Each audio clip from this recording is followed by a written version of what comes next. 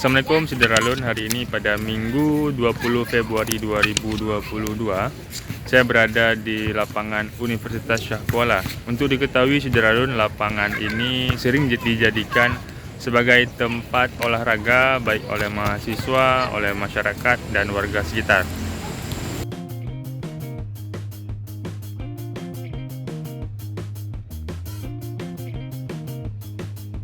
Sederalun, olahraga ringan maupun olahraga berat adalah salah satu di antara berbagai cara untuk mendapatkan tubuh lebih bugar. Olahraga memiliki banyak manfaat agar lebih sehat tentunya. Di Banda Aceh, ada beberapa lokasi yang sering dijadikan tempat mengeluarkan keringat.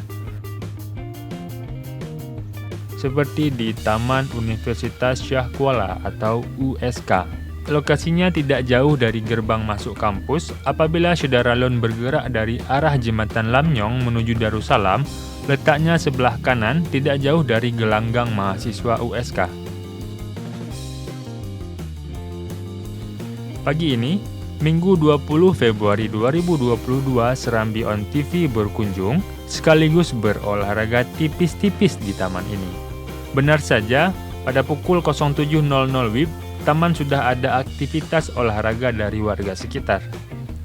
Untuk diketahui Sederalun, di Taman USK ada beberapa fasilitas, seperti lapangan bola, jalur jogging, lapangan basket, lapangan voli, lintasan skateboard, dan taman anak-anak.